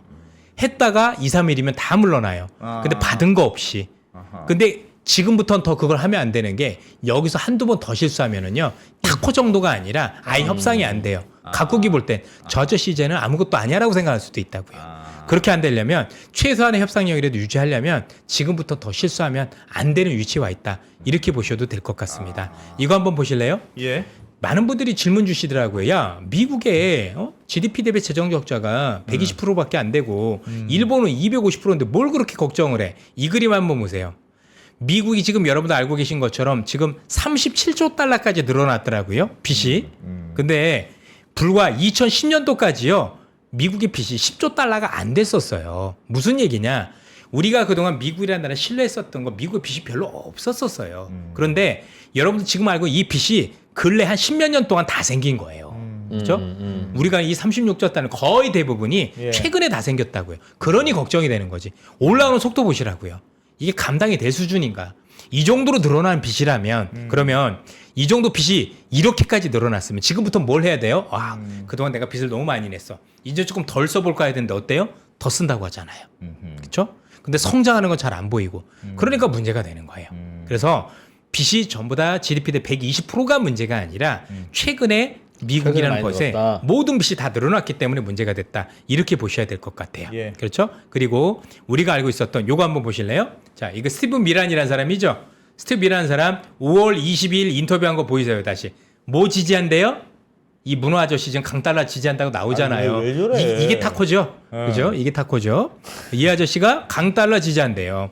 이 아저씨가 얘기해가지고 이전에는 약달러 뭐 해가지고 예. 전 세계 강달러가 하자는데 미국의 본인 문제라면서요. 스스로 얘기를 그렇죠? 그래서 이분이 했던 지난번에도 요거 조금씩 설명드렸지만 이 보고서가 미국에서 어떻게 판단하고 있다고요? 엉터리로 판단하고 있다고요. 아하. 앞뒤가 안 맞는 보고서고 현실성도 없는 보고서인데라고 해서 시장에 혼란만 줬다라고 했고 실제 스티브 미란도 어떻게 됐다? 강달러를 지지한다라고 돌아섰다라는 거. 자, 만든 사람도 돌아섰다라고 얘기를 하고 시장에서도 오판이라고 이미 판단이 났는데 왜 많은 분들은 여전히 제2의 플라자비를 아직도 얘기하고 있느냐는 얘기예요. 그렇죠? 시대에 뒤떨어진 겁니까? 아니면 뭐 하는 겁니까? 그렇죠? 최소한 미국 뉴스는 좀 봐야 되지 않겠습니까? 그렇죠? 여기서도 아니라고 했고 쓴 사람도 아니라고 아니에요. 했다. 아니에요. 나는 강달러가 맞아요라고 이미 얘기를 한 거예요. 그렇죠? 이 사람이 주장한 거고 이 사람이 주장한 합의가 말하라고 합의예요. 아니라고 했으면 아닌 겁니다. 대신에 이건 있다고요. 아까도 처음에 말씀드렸지만 지금은 달러 강세가 맞지만 정말 미국이 일정 부분 제조업이 완성된 다음에는 그래도 일정 부분 달러 약세 추세는 시도는 할 거다. 맞다라고 보여지는데 아니다라는 거죠. 시기에 따라서 일정 부분 달라진다는 말씀을 꼭 드린다라고 말씀을 드립니다. 예. 자, 그 다음에 요거 한번 또 보셨으면 좋을 것 같은데 요거 한번 보시면 좋을 것 같은데 예. 자, 그러면 시장에선 트럼프에 대해서 어떤 평가를 내리고 있나 우리 공식적으로 보죠. 공식적으로 월스트리트 저널 최근에 나온 기사인데요. 최근에 혼란 속에서 희망적인 게 있는데 높은 관세 정벽이 새로운 황금 시대를 열어줄 것이라는 트럼프의 망상을 초라하게 만들었다. 그리고 망상을, 최근에 이 예. 타코가 무리한 관세 정책에 따른 악영향을 미국 스스로 인정한 것이라고 평가를 내리고 있어요. 자, 또 뉴욕타임스도 얘기합니다. 중국과의 관세 휴전은 트럼프 공격적 접근의 한계를 보여줬다. 쉽게 얘기하면 미국이 더 불리하다는 얘기예요. 그죠? 미국이 이런 점들을 감안하고 공격을 해야 되는데 스스로 한계가 있는데 못하다라는 걸 보여줬다라는 게 되게 중요한 얘기가 되겠죠. 그래서 트럼프가 시작한 관세 정책이 중국 경제만큼이나 미국 경제에도 타격을 입어서 실제로 그죠? 예, 이런 것들이 있었는데 이것과 관련해서 보세요. 트럼프 행정부가 외신 전문가들은 트럼프 행정부가 경제적 역풍을 이기지 못하고 물러섰다는 분석에 무게를 실어서 실제 미국이란 나라가 관세를 올려서 견딜 수 있다는 게 오판이었다라고 지적했다. 공식 오판 판정이 났습니다. 저거 굉장히 오판이었고 스스로 한계도 있었었고 본인이 그렇게 할 수 있다라는 건 사실은 현실성이 없다라는 게 기본적인 평가다라고 보셔도 좋을 것 같습니다. 뒤에 한번 더 보실게요. 더 재미있는 건 뭐냐면 과도한 요구를 조기에 제시해 위기를 조성하는데 이게 충격과 공포 방법인데 방식에 대해서 뉴욕타임즈는 트럼프의 상대방들이 이런 경향을 간파하고 대처하고 있다. 무슨 얘기다? 너 읽혔어. 네가 하는 충격과 공포 나 그거 뭔지 알아. 나 충분히 대응할 수 있어. 이게 중국뿐만이 아니라 몇 주 사이 트럼프가 한 방 물러서는 패턴을 보고 나서 이 아저씨 이렇게 할 거네. 그러니까 뭘부터 보겠죠? 트럼프가 했었을 때 제일 먼저 따져보겠죠. 저거 내가 버티면 미국이 유리할까 내가 유리할까 보겠죠. 예. 내가 불리하면 내가 물러서겠지만 저거 미국이 스스로 자살골인데 하면 어떻게 할까요? 버티면 이긴다라는 걸 알고 있는 거예요. 그래서 일단 트럼프의 패턴이 읽혔다. 우리말로 하면 이 사람의 협상력이 이전만 못하다. 이렇게 보셔도 될 것 같죠? 그죠? 그래서 또 중국은 트럼프 행동을 주의 깊게 관찰하고 대처했다. 이 사람이 이렇게 움직일 거다라고 했고, 보세요. 트럼프는 한 달 전 각국에 관세를 부과하며 보복하지 말라고 경고했는데 이런 얘기를 하고 있는 거예요. 그렇죠? 그런데 여기서 중요한 게 있어요. 사실 트럼프 협상력이 이전만 못하다라는 것만큼 진짜 중요한 게 뭐냐면 시장에서 읽은 게 이겁니다. 이 과정에서 트럼프의 목적이 분명히 드러났다라는 게. 목적? 예, 우리는 지금까지 헷갈렸던 거예요. 많은 분들이 전문가분들이 나와서 얘기했었잖아요. 저도 마찬가지였을 거. 그래서 트럼프는 관세를 통해서 뭘 얻고자 하는 거야? 예. 세수 확복이 목적인 거야? 아니면 협상용이야? 아니면 뭐야? 라고 했는데 보시겠습니까? 세계 무역 질서의 근본적 적폐가 목적인지, 미국 제조업을 진흥하기 위해서 저가 제품까지도 자체 생산 독려하는 것인지, 아니면 이게 적자를 메우는 건지 우린 몰랐다 이거예요, 그동안. 근데 이번을 통해서 이가 협상 대상으로 삼고 있음이 명백해졌다. 즉 10% 보편 관세 하나 빼놓고 나머지는 다 협상용이다. 다른 말로 뭐죠? 조만간 철회된다. 뭐에 따라서? 협상 여부에 따라서. 우리가 또는 일본이, 인도가, 그렇죠? 각국이 미국한테 나름대로 무엇을 주면 나름대로 인사치레를 해주면, 또 원하는 만큼은 아닐 수 있겠지만 나름대로 준다라면 지금 있는 관세는 10% 보편 관세 빼놓고 어떻게 된다? 다 철회될 거라고 보는 거예요. 다 뻥카다. 예, 다 뻥카예요. 예. 뻥카는 아니죠. 얻어냈으니까. 예. 얻어냈으니까 효과는 있는데 이게 계속해서 잔존할 건 아니다라는 거죠. 그리고 보편 관세도 좀 내려갈 거다. 그러면 뭐죠? 하반기에 물가 우려가 많이 줄어드는 거죠. 그럼 관세에 대한 불확실성도 사라질 가능성이 많이 완화될 가능성이 높다고 봐야 됩니다.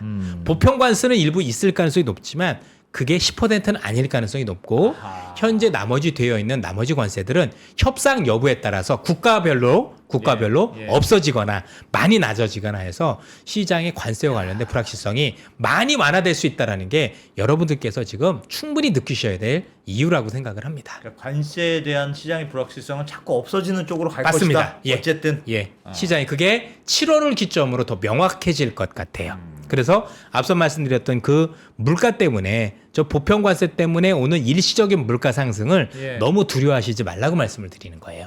그렇죠? 거기에 관세에 대한 우려는 완화될 건데 어쨌든 그로 인해서 상처를 만회하기 위한 어떤 금리 인하도 있을 것 같고, 그리고 어쨌든 감세라는 게 결국은 통과될 것 같긴 한데, 감세하면 결국 사람들 또 돈 쓰거든요. 그렇죠? 쓰게 되면 또 IT 같은 것도 산단 말이에요. 사고 규제 완화까지 된다라면 지금보다 나빠질 이유는 별로 없다라고 생각을 하고 있습니다. 이렇게 시장을 좀 봐야 되지 않을까라는 생각을 하실 필요가 있는 것 같아요. 그래서 시장이 만약에 좀 흔들리거나 하면 더 기회로 생각하는 게 어떠냐. 맞습니다. 그리고 요거 하나 좀 말씀을 드리고 싶었는데요. 미국도 그렇고 일본도 그렇고 한국도 그렇고 최근에 재정적자 얘기가 되게 많이 나오고, 그러다 보니까 재정적자가 많이 누적된다는 얘기는 금리가 실제는 현재보다 내려간다고 하더라도 그게 한계가 있다는 얘기를 되게 많이 듣고 있어요. 그렇죠? 이게 구조적인 변수가 몇 가지 있어서 그렇습니다. 미국도 그렇고. 요 장표 한번 보실래요? 예. 자, 제목도 뭡니까? 은피스남입니다. 글로벌 고령화가 진행되고 있는데 한국만큼 진행되고 있는 게 미국이라는 거 알고 계시나요? 미국도 고령화 심각합니다. 근데 이 고령화 되시는 분들이 글로벌 역사상 가장 인구가 많은 무슨 세대라고 하죠, 우리는? 이분들을 가르쳐서 뭐라고 하잖아요. 베이비붐 세대. 베이비붐 세대. 그렇죠? 저희 아버지 9남매, 저희 엄마 8남매. 그렇죠? 어마어마한 세대. 그분들이 만약에 이 고령화 됐었을 때 각국이 지출에 대한 비용이 생각해 보셨나요? 늘어날 수밖에 없어요. 어마어마하게 늘어날 수밖에 없어요. 그러니까 한국도 미국도 빚은 더 늘어나요, 줄어나요? 늘어나요, 자꾸. 이게 누가 잘못해서가 아니라 글로벌 역사상 처음 있는 일이에요. 왜? 고령화는 역사상 처음이에요. 사람이 안 죽고 사는 게 지금 처음이에요. 왜? 의학이 발달했으니까. 삶의 질이 향상됐으니까. 여러분들 놀랍게도요. 데이터 뒤져보시면요. 우리나라 통계청 자료가 공식적으로 있습니다. 1960년도 당시 한국 남성의 평균 연령이 얼마라고요? 60세가 안 돼요. 우리 지금 다 죽었어 이미. 그죠? 이미 지금 향 냄새 맡고 지금 천국에서 방송하고 있는 거라고요. 그렇죠? 실제 그랬었어요. 왜냐하면 젊어서 돌아가신 분들이 많았던 거예요. 그만큼 그렇죠. 질병이 너무 그렇죠, 있으면 그렇죠. 의학도 없었을 거고. 그러니까 오래 사신 분들은 있었지만 대부분 60세 넘기가 힘들어서 그때 뭐가 있었다? 환갑이라는 게 있었던 거고 환갑잔치를 요즘은 했죠. 환갑이라는 거 안 하지 않습니까? 네. 근데 이거를 다들 잊고 살아요. 근데 이게 재정해주는 피해는요 이루 말할 수가 없는 거예요. 근데 여기에 쓰나미가 하나 더 있어요. 이거 한번 보시겠습니다. 또 있다. 예, 이게 뭐냐면 민주주의? 여러분도 알고 계시는 양극화예요. 아. 2008년 금융위기 이후에 시장에 돈은 너무 많이 뿌려졌고 미국이 저렇게 국가 빚을 졌다라는 얘기는 그만큼 시장에 돈을 뿌렸다는 얘기잖아요. 예. 그러면서 미국도 한국도 유럽도 대부분의 선진국들 중국도 마찬가지지만 양극화가 심해요. 자, 양극화가 심할 때 결국은 이게 민주주의하고 되면 민주주의라는 건 사실은 국민이 주인이 되는 게 아니라 제가 볼 땐 그냥 다수결이에요. 예. 그죠? 많이 찍은 사람들이 그냥 이기는 거지 많이 찍은 사람들이 꼭 옳다라고 보기에는 어렵습니다. 안 그런 경우도 되게 많아요. 그렇죠? 그런데 문제는 양극화 나름대로 해가지고 서민으로 전락한 분들 입장에서 놓고 보면 좋은 방향으로 생각을 하실까요? 아니죠. 그러면 산술적으로도 부자가 많습니까? 서민이 많습니까? 아니 저 같은 대표가 많나요? 종업원이 많나요? 종업이 많죠. 훨씬 많죠, 서민이 그죠? 많죠. 못 이겨요. 그러면 양극화하고 민주주의란 틀이 만나면, 그죠? 정치하신 분들은 뭐 할까요? 내가 돈 더 줄게. 그래서 포퓰리즘 정책을 남발할 수밖에 없어요. 재정을 많이 쓸 맞습니다. 수밖에 없을 거다. 그래서 이건 어느 국가든 비슷해요. 그래서 우리나라도 미국도 그러니까 아까 얘기했었던 이런 여러 가지 그러네요. 것들이 맞물려서 그러네요. 글로벌 국가의 부채는 더 늘어날 수밖에 예, 없는 환경이고 예. 그래서 뭔가 우리가 옛날에 봤었던 정말 초저금리 이런 거는 기대하지 않으셨으면 좋겠다. 그래서 채권 투자하는 분들이 있으시다라면 솔직히 투자하는 게 나쁘다가 아니라 투자하는 구조적으로. 목표 수익률을 굉장히 낮춰 잡으실 필요가 있는 구조적인 한계에 있다라는 것도 전 기억을 해주셨으면 채권은 좋겠습니다. 힘들다. 이제 예, 맞습니다. 구조적으로 어려워요. 옛날만큼은 아닌 거죠. 그러니까 돈을 벌 수 있는 건 맞는데 그 정도 이익을 바라는 건 제가 볼 땐 아닐 것 같다. 그래서 바야흐로 주식의 시대가 왔다. 이렇게 말씀을 드리고 싶은 겁니다. 금리가 안 내려올 거라는 얘기죠. 생각보다 못 내려오죠. 내려와도 리밋이 걸리는 거죠. 한계가. 이전 같으면 경기 침체면 뭐 미국 금리 기준으로도 뭐 0% 또는 1%까지 내려오는데 그게 경기가 어려워져도 구조적으로 어려워요. 자꾸 채권을 발행해야 예. 되니까. 지금 상황에서는 어떻게 되냐면 예를 들어서요. 자, 경제가 더 어려워지면 예. 각국 뭐 한다고 할 거예요. 내가 돈 더 뿌려서 빚 더 내서 경제 살리게 하잖아요. 그럼 빚을 더 낸다는 얘기는 채권에 대한 공급은 늘어납니까? 줄어듭니까? 뭐 늘어날 수밖에 없죠. 그럼 금리는 더 튀어요. 여기서 한번 되돌아볼까요? 미국이 왜 스테이블 코인 하죠? 채권 수요 만들려고. 미 국제 수요용이 그렇죠. 채권이잖아요. 그죠? 예. 미국이 지금 SLR이라는 규제를 완화한다고 하잖아요. 그죠? Supplementary Leverage Ratio. 그죠? 우리가 얘기하는 금융 규제인데 지금 이 금융 규제가 뭐냐면 잠깐 써도 되나? 말로 해도 쉽게 설명드릴 수 예. 있겠다. 자, 미국은 현재 은행들이 위험 자산을 사면 위험 자산을 사는 만큼 뭘 쌓아야 되죠? 채권 자본금을 쌓아야 돼요. 네. 예를 들어서 내가 10만 원어치 위험 자산을 가지고 있으면 5%다 그러면 그죠? 얼마만큼? 그 5%만큼 자본금을 쌓아야 돼요. 예. 자본금 쌓는 만큼 나는 대출도 못 할 거고 그죠? 뭔가 엮이죠. 예. 근데 현재 미국에서 그 위험 자산에 뭐가 들어가 있죠? 국채가 들어가 있는 거예요. 근데 SLR 규제라는 완화하는 건 뭐냐면 이 위험 자산에서 국채를 빼주는 거예요. 그러면 미국은 내가 10만 원을 샀는데 이게 국채가 아니라면 그러니까 10만 원 중에서 8만 원이 국채였다라면 실제는 나는 이제 2만 원어치만 5%만 쌓으면 되는 거죠. 그렇죠? 바꿔 얘기하면 미국 은행들이 국채를 굉장히 많이 살 수 있는 그런 환경을 제공해 준 거예요. 여기서 의문이 들어야 돼요. 왜 미국 은행들이 국채를 많이 살 수 있도록 규제를 완화해 주지? 왜 미국은 스테이블 코인을 통해서 미 국채 수요를 만들지? 미 국채 수요가 점차 엷어지고 있기 때문에. 그렇죠? 미국에 대한 신뢰도 옛날 같지 않지만 저렇게 계속 빚을 낼 수밖에 없는 환경이면 미국에 무엇이 늘어날 거다? 채권에 대한 물량이 늘어날 수밖에 없는 환경이라는 걸 스스로 자인한 거예요. 안 그렇다면 할 필요가 없죠. 그렇지 않습니까? 결국엔 그러네. 이 의미 자체가 무엇을 의미하는 거냐? 스테이블 코인 하는 게 SLR 규제 완화라는 게 무엇을 뜻하는 거냐? 아, 이 국채 금리가 그죠? 수급 여건 자체로 놓고 볼 때도 옛날만큼 내려가기는 힘든 환경이겠구나. 알겠습니다. 이런 점들을 꼭 고민하시라는 얘기입니다. 야, 오늘 얘기는 트럼프가 의외로 실수를 많이 해서 다 실수였어요? 서학개미들 입장에서는 나쁘진 않다. 뭐 좋은 기회가 나오겠죠, 그죠? 예, 예. 예, 그런 얘기도 되는 것 같고. 금리가 계속 높은 상황에서 네. 경기가 살아날 수 있을까요? 더 성장하면 되죠. 경기보다 더 금리보다 더 성장을 하면 되는 거죠. 고성장을 하면 되는 거죠. 그게 가능하면 애초부터 고민도 없고요. 그러니까 지금 고민은 많이 되지만 예. 그래도 지금 뭐 우리가 알고 있는 AI 이런 거라면 그 정도까지는 가능할 것 같아요. 성장이 될 것 같다. 네. 생산성이 문제는 금리를 이긴다. 네. 다만 이 생산성이라든가 이 성장이 모든 경제 주체한테 돌아갈 수 있느냐는 의문이 있죠. 그건 뭐 원래 예. 아니었던 거. 왜냐면 이제 우리나라도 그렇고 미국도 마찬가지고 전체적으로 지금 부의 집중화가 많이 심화되어 있는 건 사실이고 우리나라 기업들 같은 경우도 큰 기업들 그죠? 몇몇 대기업 중심으로 경제 구조가 거의 대부분이죠. 거의 대부분. 사실 뭐 우리나라 여러분들 밖에 나가 보면 많은 시청자분들께서 어디서 되게 힘들어 하시냐면 나는 정말 힘들어요.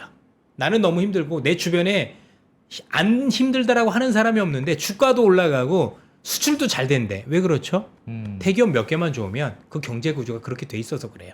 그래서 아마도 많은 시청자분들께서 내가 피부로 느끼는 것과 정부 데이터로 나오는 것과는 제가 볼 때 심각한 괴리가 있을 거예요. 굉장히 앞으로는 더 그럴 것 같아요. 그럼 이제 정부 입장에서는 정책을 쓸 때 어디에 초점을 맞춰야 되는지 이게 방향성이 보이다 보니 성장하게 되면 서민들 입장에서 허탈해질 수밖에 없는 그런 안타까움도 있다라고 봐야 될 것 같습니다. 알겠습니다. 야, 참 많은 생각이 들 겁니다. 예. 트럼프 조금 긴 부분이 궁금한데요. 트럼프 같은 대통령이 앞으로 4년 동안 그럼 이번에 트럼프를 보니까 나도 생각할 수 있고 그러다 보니 장군님은 당연히 생각할 수 있는 그런 허점을 바보같이 이해를 못하는 트럼프가 참모들은 직원도 못하는 상황에서 앞으로 4년간 임기를 끌어가야 되는 바보 대통령 나라라고 만약 우리가 가정한다면 그 나라의 경제가 좋겠느냐? 미국에 투자하는 게 맞아요? 지금 그게 제일 문제지요. 왜냐하면 지금 우리가 생각했던 그동안 우방이라는 국가들한테 지금 다 등을 돌리게 만든 거잖아요. 예. 미국의 관세 정책은 미국의 돈을 버는 모든 국가는 적으로 간주한 거예요. 그 우리도 적이고 일본도 적인 거예요. 그렇죠? 그런데 그나마 다행인 거는 제가 지난번에도 한번 말씀드렸지만 트럼프는 되게 유연한 사람이다라는 건 되게 장점이다라는 거죠. 예. 본인이 실수한 걸 알아요. 알고 그래서 참모들 말을 실수하고 난 다음에 꼭 들어요. 보통 일반적인 사람들은 본인이 실수해도 무슨 소리하고 끝까지 가는데 그래도 트럼프 대통령은 내가 실수를 했으면 그걸 만회하려는 그런 시도들도 하고 유연하게 또 시장이 유리한 쪽으로 생각을 바꿀 수 있는 사람이에요. 수습할 것이다. 예. 그래서 그게 되는 사람은 만만한 이런- 사람은 아니에요. 이런 굉장히. 같은- 그렇게 하면 그럼 똑똑한 사람이지. 그렇죠. 그래서 수습할 수 지금 있으면. 가면 갈수록 뭘 보셔야 되냐면 트럼프가 앞서도 말씀드렸지만 꼭 첫 번째 그래서 얘기를 했던 게 야 트럼프가 저거 하고 있는 대로 지수가 계속 오르고 있는 이유가 뭘까요? 갈수록 강도가 스스로 낮아지고 있는 거예요. 그 실수를 하긴 하는데 실수의 강도가 자꾸 낮아진다는 얘기는 이제 스스로 조절하기 시작한 게 보인다라고 봐야 뭐 됩니다. 이런 고도의 계산. 고도의 계산까지는 아니지만 제가 볼 때는 많이 나이가 드신 것 같아요. 예. 뭐 옛날만큼 그럴 아니고요. 수도 있고. 예. 뭐 어쨌든 저쨌든 확실히 좀 총기가 갔다면- 떨어졌다는 걸 확실한 것 같습니다. 금리와 관련해서는 네. 그 SLR 그 규제를 만약 풀면 미국의 은행들이 살 수 있는 추가로 살 수 있는 국채의 양이 많아지면 이미 일본이 갖고 있는 미국 국채의 양보다 더 많다. 많아진다. 미국 여차하면 중앙은행이 국채를 살 수도 있잖아요. 네. 그럼 많이 낮아질 수도 있다. 그래서 야 이렇게 정부가 돈을 쓰고 국채 발행량이 많은데 금리가 낮아지겠어라고 하는 건 낮출 수 있고 낮아질 수도 있는 변수를 너무 간과한 거는 혹시 아닐까요? 그런 게 있는 거죠. 뭐냐면 네. 결국에는 미국이 규제를 완화한다고 해서 국채를 사진 않죠. 왜냐하면 금리가 떨어진다는 확신이 있어야 국채를 사는 거지. 사실은 금리도 안 떨어질 것 같은데 누가 사겠어요. 은행이라도 예. 그러면 트럼프가 해야 될 일은 그래서 자꾸 에너지 가격 얘기가 나왔었던 거예요. 지금 60달러긴 하지만 그 이하로 전체적으로 낮아질 수 있도록 더 해야 되는 거죠. 그래서 원래는 트럼프가 하고자 했었던 계획의 방향성이 물가를 낮추기 위해서 뭐 드릴, 베이비 드릴 했었던 거 기억나시잖아요. 여러 가지. 그래서 지금 알래스카 LNG도 하고 막 이러는 것들이거든요. 그래서 에너지 가격을 많이 낮추고 이로 인해서 물가가 안정돼 있는 환경을 조성을 해야 나름대로 금리를 낮출 수 있다. 금리를 낮출 수 있다. 그러니까 시장에서 성장의 문제는 없는데 물가를 낮출 수 있는 방법을 찾아보는 거예요. 사실 물가를 낮출 수 있는 제일 좋은 방법이 경기 죽이는 거거든요. 예. 그렇죠? 침체를 만들면 수요가 급감을 해서 그렇죠? 수요 하락에 따른 어떤 물가 하락이 있는데 이건 원하는 바가 아니지 않습니까? 그러니까 수요를 유지하면서 살릴 수 있는 건 에너지라고 보는 거고요. 그래서 지금 하다 말았지만 아마 하반기에 뭔가 에너지와 관련해서 뭔가 조금 더 개발에 박차를 두는. 그래서 우리나라한테도 지금 자꾸 LNG 개발 들어올래? 아마 오늘 뉴스 보니까 우리나라 업체도 40개가 지금 들어갔다라고 얘기를 하죠. 예. 그래서 그게 더 많이 될 가능성이 높죠. 저는 많은 투자자분들께서 이런 얘기를 하시더라고요. 야, 좋은데 그 채산성도 없는데 들어가겠어? 채산성은 만들기 나름인 거예요. 자꾸 부정적으로만 보시는데 수요가 많으면 채산성은 저절로 생깁니다. 그래서 트럼프가 해야 될 가장 중요한 건 뭐냐면 그 북극 LNG와 관련해서 더 많은 수요처를 만들어주면 되는 거예요. 그래서 이 정도를 채산하다 이런 게 왜 물건이라는 게 많이 만들어내면 그죠? 생산 단가가 떨어져서 이득이 저절로 남잖아요. 이 원리를 생각하셔야 되는 거고요. 그래서 아마도 미국을 제외한 유럽이나 한국이나 일본이나 대부분 여기에 대한 수요를 해주려고 제일 먼저 준비하고 있을 거예요. 그래서 며칠 전에 EU 의장이 폰데어 라이언이라는 분이시잖아요. 예. 이분이 러시아와 관련된 모든 가스 LNG 수입 계약을 전부 다 파기했어요. 왜 파기했을까요? 미국한테 들어오려고 이미 선물을 준비하고 있다. 이렇게 보셔야 됩니다. 알겠습니다. 네. 네. 자, 야. 장군님의 또 인사이트 넘치는 트럼프 이야기. 투자는 현재 포트폴리오로 쫄지 말고 고. 쫄지 말고 고. 떨어져도 고. 떨어져도 고죠. 떨어지면 더 고. 예. 이게 원 떡이냐. 예. 알겠습니다. 자, 회사 이름이 AFW 파트너스. AFW 파트너스. 아직 입에 잘 안 붙네요. AFW 파트너스의 이선엽 대표님 고맙습니다. 잘 예, 들었습니다. 감사합니다.